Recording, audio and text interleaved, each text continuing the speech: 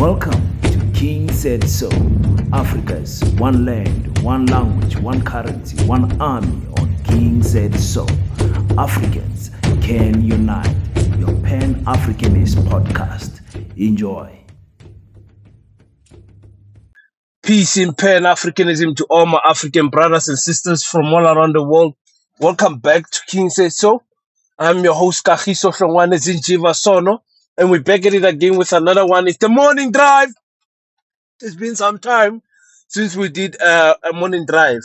I'm trying to compile a not necessarily a documentary, but a video on Raymond Zondo. I'm trying to check on all the judgments he has passed and all of those things, and scrutinize them carefully so that we can judge him according to his term as a judge, not only as a judge but also as an anti-revolutionarist sellout that he is. This is his last week.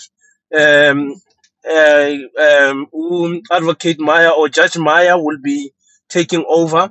Remember, Judge Maya is the one that the JSE selected or recommended for President Ramaphosa to appoint to proceed Chief Justice Mogoeng. But of course, Ramaphosa did not listen to the JSE. The JSE, he then opted to go with his sellout brother, Chief Justice Zondo. Such an embarrassment what happened there in the Zondo Commission. It was a commission that was aimed to get rid of the Zuma faction in the ANC, and you can say to a certain degree it was successful. To a certain degree, it was successful on that request of getting rid of the Jacob Zuma faction in the ANC. So we are not going to celebrate Raymond Zondo, but equally so, we have to highlight the rubbish that he did. The most notable one, of course, is him releasing the killer of Chris Hani. Yes, hey, the killer of Chris Hani is now living the fresh life outside prison. He is old, but it doesn't matter. He was supposed to rot and unalive in jail. He was supposed to rot and unalive in jail, and Zondo released him. So it's an embarrassment. It's an embarrassment, really, what happened to in that case. Also, as I wanted to do also a video on the farm. Where is this farm? The farm where two of our sisters were unalived and fed to the pigs. Unalived and fed to the pigs. This is the type of things that, for me, as a Pan-Africanist, it further shows me that there is no patriotism in South Africa for African people. There is no, like, where is the people that were fighting for Miss South Africa, the people that were fighting for the people must get out of the township economy, all of those things? Where are these people now? Where are these people who are saying put South Africans first? All of them are silent, including the politicians. You don't hear anything by Gayton McKenzie. You don't hear anything by the DA. You don't hear anything from anyone who claims to say they are putting South African first. And that is exactly why in Paseta we are starting. In Paseta, let me put up Paseta here. In Paseta, we are starting. Can you guys see me? In Paseta, we are starting the Paseta Legal Minds. Paseta Legal Minds is exactly what it suggests to be. It's a group of advocates, lawyers, who will be part of the Black Consciousness movement, who will be funded by Paseta to fight black cases, because our people are getting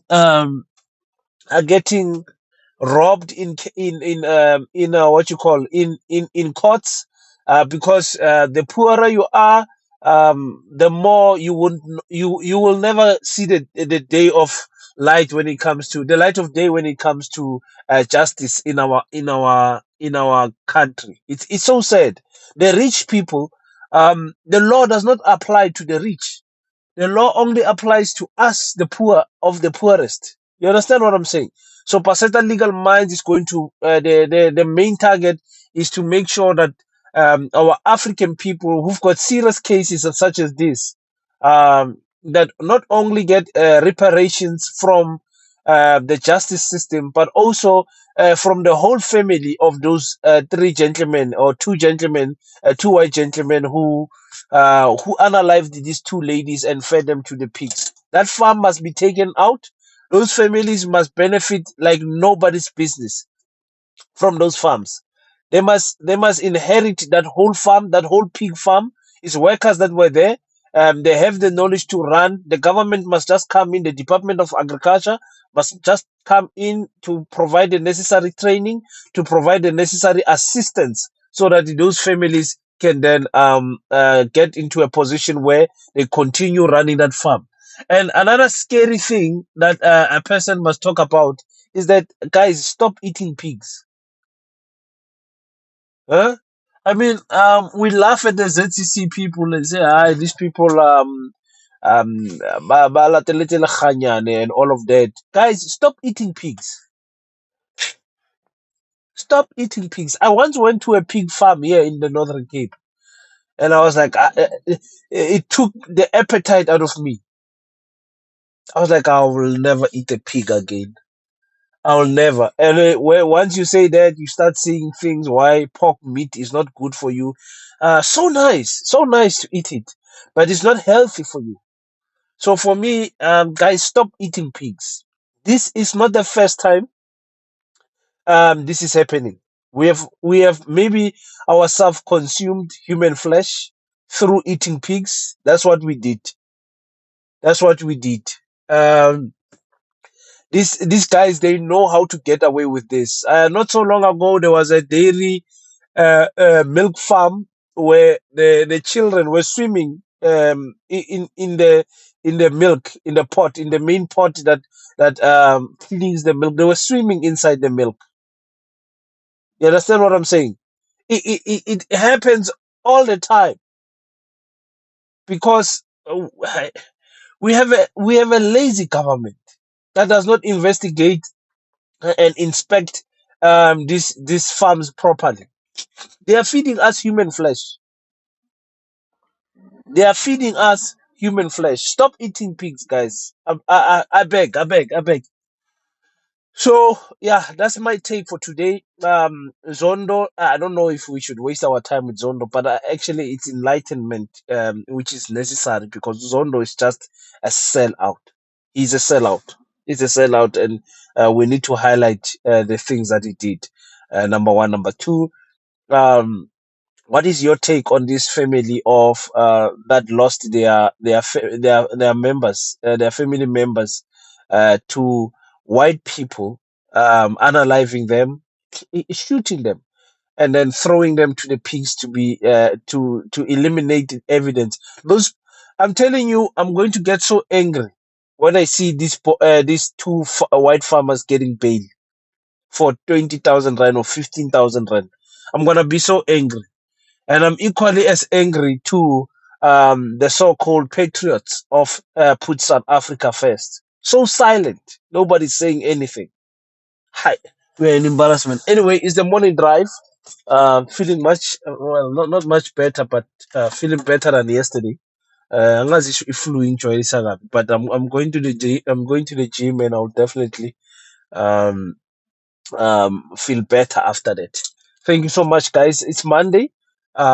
Monday, like you guys know, Monday. Most of the times, Monday I'm wearing a white shirt. And Monday for me is the most important day of the week because it symbolizes to me that we have a new beginning. Last week is gone. It's in the past. Now we are living towards a new week, new beginning, new start. So the feelings, the fights, the depression of the stress of last week is really like, guys, you thought you're not gonna make it to this week, but you have made it. You are now in a new week, where God has given us an opportunity to still be here. I went to the hospital with my wife to go and check her cousin who was in an accident, and yeah, the airbag almost unalived that woman. The whole face was split into pieces. The whole skin like was lying on the side because of the airbag. These slow deflating airbags are dangerous. So it just gave me that assurance with Diamond. Or some of us, we complain too much. People are going through the most. You see them in the hospital there, and you're like, yo. I'm so blessed. I can walk. I can go to the gym. I can talk. I can see. I can hear. Those little things that we take for granted every time when we wake up are such a blessing that someone is praying for them, and you are taking them for granted. So Monday for me symbolizes that have gratitude towards the things that you have and everything. And we've got a two-pot pension system that is coming. I don't know. These people, they make you borrow your own money. They borrow you your money. You save it. You like, oh, okay, I'm saving 30,000 rand. Can I have the 30,000 rand? And they say, no, we have to tax it first. They tax every little thing. It's hey, Yasin, we have to talk about that. Once September is coming, we'll probably cover that. That news when that comes. Thank you so much, guys, for tuning in.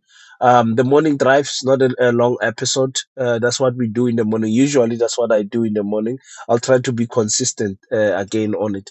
Until we meet again, don't forget to pray. After you pray, stand up, African child. Do your best so that God can do the rest. Peace in Pan Africanism. I salute you.